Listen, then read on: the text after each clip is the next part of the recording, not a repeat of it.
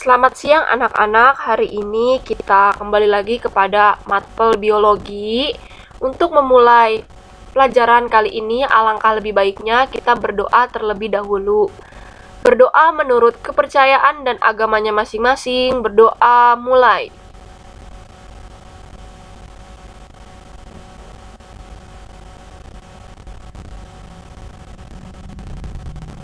Berdoa selesai.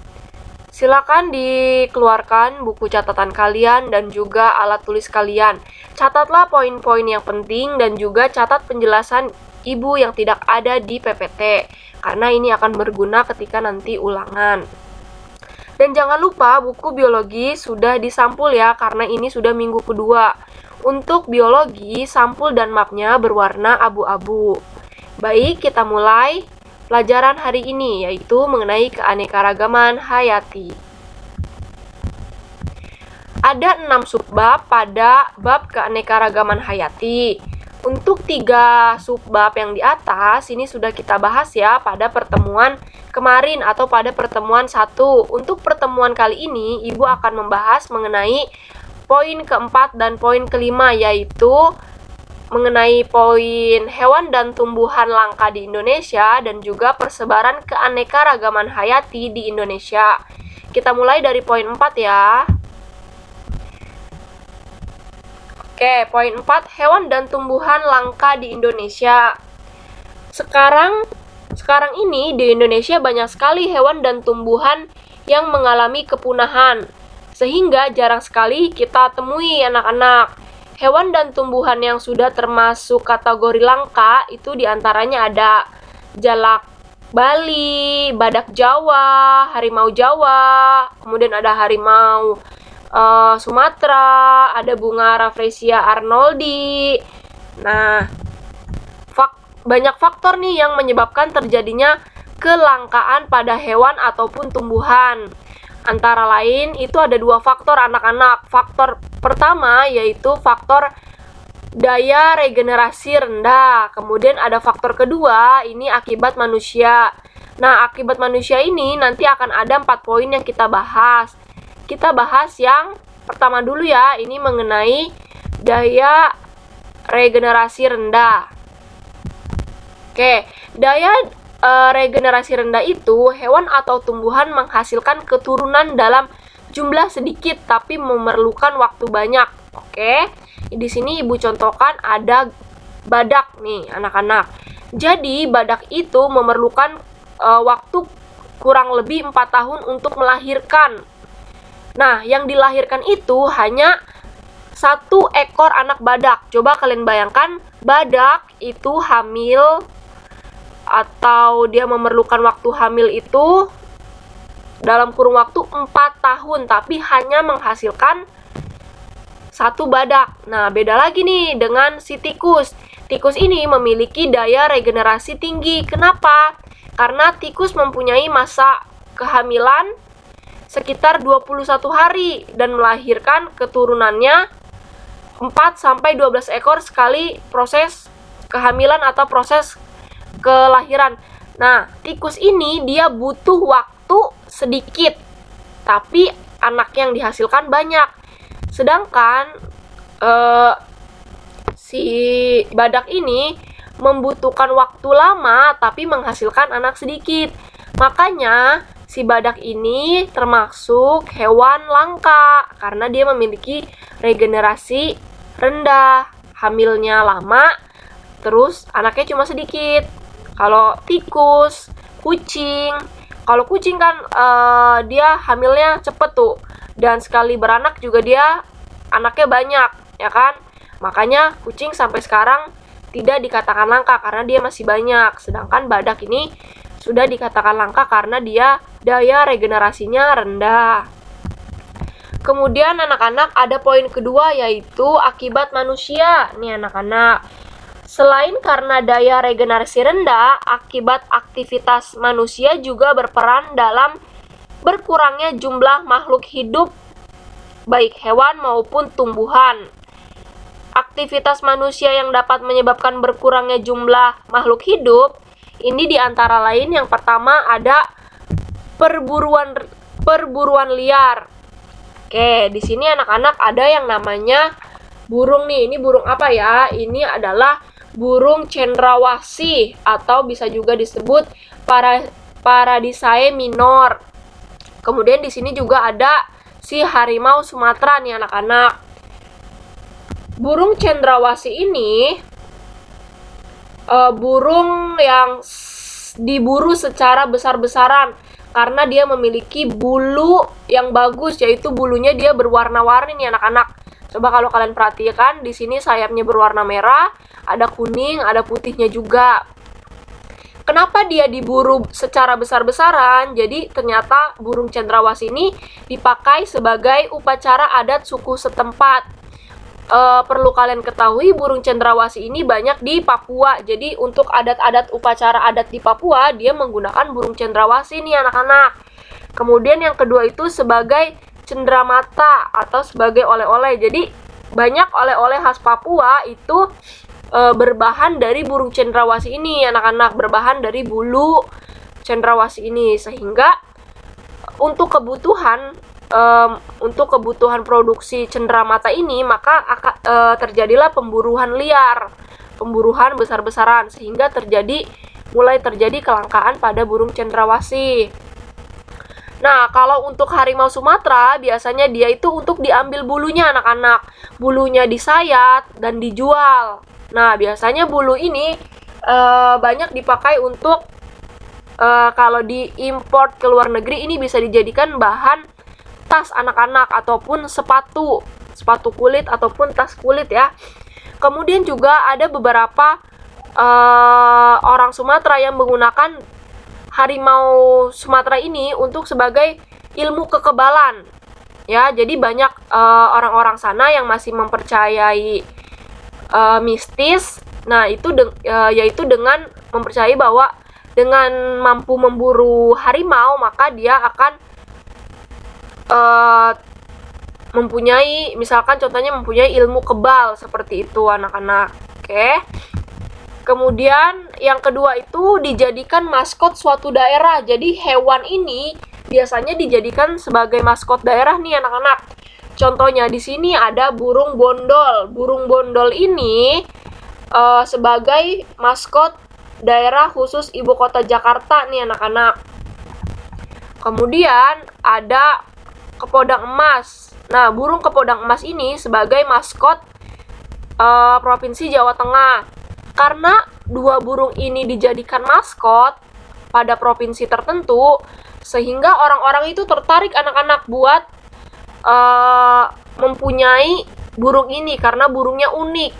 Jadi banyak penggemar burung melakukan atau membeli si burung bondol ini atau si kepodang emas ini karena hanya keperluan bahwa si burung ini adalah maskot daerahnya. Jadi kayak mereka tuh tertarik dan punya kepuasan tersendiri ketika dia mempunyai burung yang menjadi maskot daerahnya sendiri gitu. Jadi kalau sudah banyak yang mau burung tersebut, otomatis ini akan terjadi ke poin yang pertama, yaitu pemburuan liar anak-anak. Kemudian poin ketiga itu adalah penyeragaman tanaman pekarangan. Nah, kalian pasti sering banget nih ya lihat pekarangan rumah kalian itu ada tumbuhan kecil-kecil kayak gini. Ada juga yang berupa rumput kecil-kecil kan. Nah, tanpa kalian sadari, ketika orang-orang mengikuti tren tumbuhan, misalkan contohnya kayak seperti sekarang tren tumbuhannya itu kaktus. Nah, agar rumahnya itu terhiasi dengan baik dengan tumbuhan kaktus, jadi biasanya pohon-pohon atau tanaman pekarangan yang tumbuh secara alami itu biasanya akan dibersihkan anak-anak oleh pemilik rumahnya. Ketika tanaman ini sering dibersihkan atau dibuang, nah lama-lama si tanaman pekarangan ini akan punah dengan tersendirinya anak-anak. Ya kan, jadi ketika ada tren tanaman, hal ini dapat berimbas pada tanaman yang sudah tumbuh di halaman karena dia akan dibuang secara habis dan diganti oleh tanaman baru yang sedang digemari pada saat ini. kan. Jadi nih tanaman pekarangan model kayak gini nih sekarang tuh udah mulai langka ya anak-anak. Kemudian ada poin yang keempat, yaitu penggundulan hutan. Nah, nih penggundulan hutan nih anak-anak. Penggundulan hutan atau penebangan hutan secara liar. Pembabatan hutan secara besar-besaran akan mengakibatkan rusaknya habitat hewan dan tumbuhan yang berada di hutan. Sebagai contoh, di sini Ibu mencontohkan si bunga Rafflesia arnoldi. Nah, si bunga Rafflesia ini hidupnya sangat memerlukan liana yang bernama tetrastigma. Nah, ini namanya tetrastigma nih anak-anak. Jadi tumbuhan yang menjalar di area sekitar bunga Rafflesia ini namanya tetrastigma. Nah, si tetrastigma ini dia tumbuh di hutan dengan dia tumbuh di hutan dengan tutupan daun yang lebat. Jadi hutan itu kan akan menutupi itu kan. Nah, si tetrastigma ini dia tumbuh bila hutan tertutupi oleh daun. Tapi kalau gundul gini, pasti hutan tidak tertutupi dong oleh daun. Nah, maka si tetrastigma ini tidak akan tumbuh. Sedangkan si Rafflesia ini tidak akan bertahan hidup kalau tidak ada si tetrastigma. Jadi saling berkaitan nih.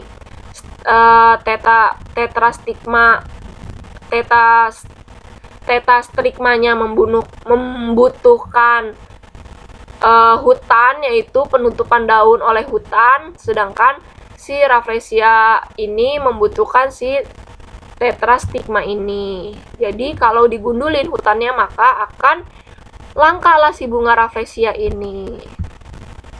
Sekarang kita mau masuk ke poin 5 nih anak-anak, yaitu mengenai persebaran keanekaragaman hayati di Indonesia. Yang pertama, kita akan membahas mengenai persebaran flora. Flora itu apa anak-anak? Oke, flora itu adalah tumbuhan. Jadi persebaran tumbuhan nih anak-anak. Persebaran tumbuhan ini ada 4. Ya, ada hutan ya, ini bukan hujan. Hutan tropis, kemudian ada hutan musim. Wah, ini tipe nih. Kemudian ada sabana, ada stepa. Ini Ibu perbaiki dulu ya. Ada hutan tropis, kemudian ada hutan musim. Yang ketiga ada sabana. Yang keempat ada stepa. Nanti kita akan bahas satu-satu. Selain ada persebaran flora, ada juga persebaran fauna nih anak-anak. Fauna itu adalah hewan. Nah, persebaran hewan ini terbagi menjadi 3 nih. Ada fauna tipe asiatis, ada fauna tipe peralihan, ada fauna tipe australis. Nah, ini udah sempat kita bahas kemarin di konsep keanekaragaman hayati anak-anak. Oke, kita akan bahas terlebih dahulu persebaran flora. Persebaran flora di suatu daerah dipengaruhi oleh perubahan iklim pada masa lampau. Terus juga jenis tanam atau juga proses geologinya dan juga komponen biotiknya. Nah, anak-anak, flora Indonesia ini termasuk ke dalam kawasan Malaysiana nih. Kawasan Malaysiana itu terdiri dari Indonesia, Filipina, Semenanjung Malaya, dan juga Papua Nugini nih anak-anak, inget ya. Indonesia terletak di kawasan Malaysiana. Malaysiana itu Indonesia, Filipina, Semenanjung Malaya, dan Papua Nugini. Harus kalian catat nih karena penting. Nah, berdasarkan kawasan tersebut terdapat 4 tipe flora di Indonesia. Yang pertama itu anak-anak ada yang namanya hutan tropis ya, ini hutan tropis. Ada yang namanya hutan tropis. Hutan tropis ini memiliki ciri-ciri hutannya lebat, kemudian heterogen. Di sini maksudnya heterogen itu apa? Jadi heterogen itu adalah ditumbuhi oleh banyak jenis tumbuhan ya. Jadi pada hutan tropis ini yang tumbuh itu banyak jenis tumbuhan, tidak hanya satu jenis. Kemudian biasanya hutan tropis itu dia lembab. Hutan tropis ini tersebar di Sumatera, Kalimantan, Sulawesi, Papua. Nah, ini contohnya nih anak-anak hutan tropis ya. Kalau kalian amati ini jenis tumbuhannya berbeda-beda ya. Ada yang seperti ini, ada yang daunnya kayak gini. Ini udah dipastikan tumbuhannya berbeda-beda. Adapun tumbuhan atau pohon yang biasa tumbuh di hutan tropis itu ada biasanya pohon meranti, pohon eboni, pohon damar, pohon rotan, dan masih banyak yang lainnya. Kemudian kita masuk yang kedua nih anak-anak, itu ada hutan musim. Ini hutan ya, bukan hujan. Nah, hutan musim ini ciri-cirinya homogen. Homogen itu adalah ditumbuhi satu jenis tumbuhan. Jadi jelas berbeda ya anak-anak antara hutan tropis dengan hutan musim.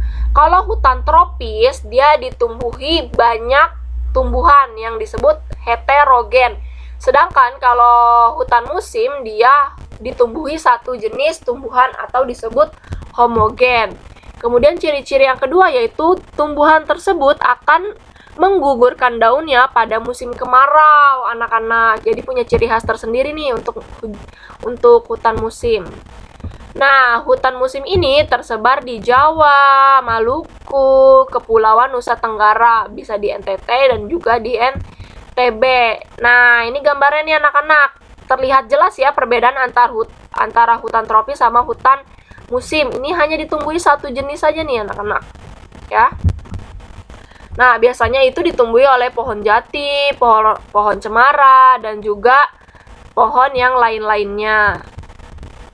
Yang ketiga, itu ada sabana anak-anak. Sabana itu memiliki ciri-ciri padang rumput yang diselingi oleh pepohonan. Jadi sabana itu adalah padang rumput yang diselingi oleh pepohonan. Nah, tumbuhan yang berada di sabana biasanya rumput atau pohon yang rendah. Jadi kalau di hutan kan tinggi-tinggi tuh. Nah, kalau di sabana ini pohonnya rendah anak-anak. Sabana berada di daerah dengan curah hujan yang rendah seperti NTB, NTT. Nah, ini contohnya nih gambarnya anak-anak. Kalau kalian perhatikan di sini kan padang rumput nih. Nah, padang rumputnya itu diselingi oleh rerumputan atau pohon yang rendah. Ini pohonnya kan rendah ya anak-anak nih kalau kalian perhatikan. Atau nih, ini agar kalian lebih jelas, ini benar-benar padang rumput. Lalu ada diselingi oleh tumbuhan. Di sini ada pohon, ada pohon. Nah, pohonnya ini tidak terlalu tinggi.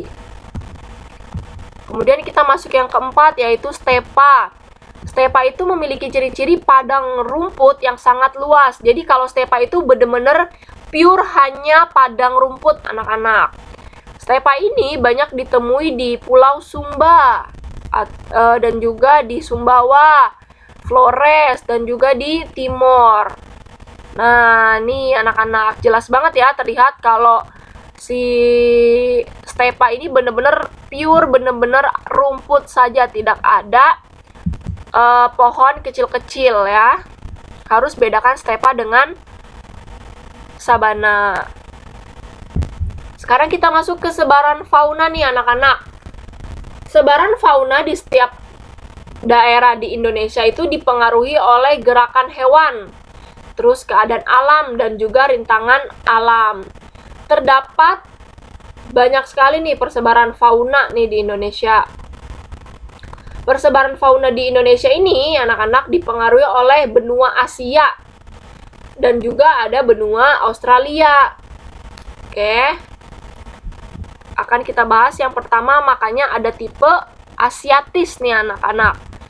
Tipe asiatis ini memiliki ciri banyak terdapat hewan menyusui berukuran besar. Jadi banyak hewan menyusui atau hewan mamalia yang berukuran besar. Terus biasanya itu didominasi oleh ikan air tawar. Wilayah fauna tipe asiatis ini ada di mana aja? Ada di Sumatera, Jawa, dan juga ada di Bali bagian barat. Nah, ini contoh hewannya anak-anak. Jadi biasanya untuk tipe asiatis itu contoh hewannya itu adalah gajah. Kenapa gajah? Karena gajah itu hewan menyusui atau hewan mamalia yang berukuran besar. Kemudian ada apa lagi? Juga ada badak, ada orang utan, babi hutan, beruang matahari, ya. Kemudian kita ke tipe kedua, yaitu tipe peralihan. Tipe peralihan ini memiliki ciri-ciri kombinasi dari tipe asiatis dan juga australis nih anak-anak. Wilayahnya itu, persebaran wilayah faunanya itu ada di Sulawesi, NTB, NTT. Nah, contohnya faunanya itu adalah ini adalah komodo anak-anak. Oke, jadi nih Ibu contohkan nih ada komodo. Kemudian juga ada beruang, ada kuskus betutul, dan juga ada babi rusa untuk tipe peralihan ya anak-anak. Sekarang kita ke tipe 3, yaitu tipe australis. Ciri-ciri tipe australis itu banyak terdapat hewan menyusui berukuran kecil ya anak-anak. Kalau tadi di asiatis itu berukuran besar, kalau di australis itu dia berukuran kecil. Kemudian ada hewan yang berkantung, dan juga terdapat banyak burung berwarna nih. Jadi kalau tadi di asiatis itu banyak ikan air tawar, nah kalau di dia banyak hewan berkantung dan juga burung yang berwarna. Wilayah persebarannya di mana aja? Ini persebaran australis ya, ini salah.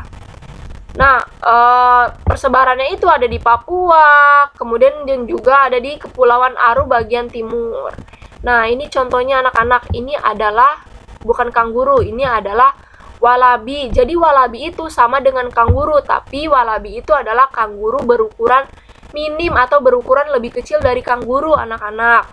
Kemudian contoh lainnya tipe asiatis itu ada kanguru pohon, ada kuskus, ada landak, ada burung kasuari, dan juga ada burung petet, ada burung kakak tua. Oke anak-anak, untuk pertemuan kali ini materinya cukup sampai di sini. Silakan dicatat poin-poinnya dan juga penjelasan Ibu yang tidak ada di PPT. Semoga ilmu kita bermanfaat. Pada pertemuan kali ini, Ibu akhiri. Terima kasih.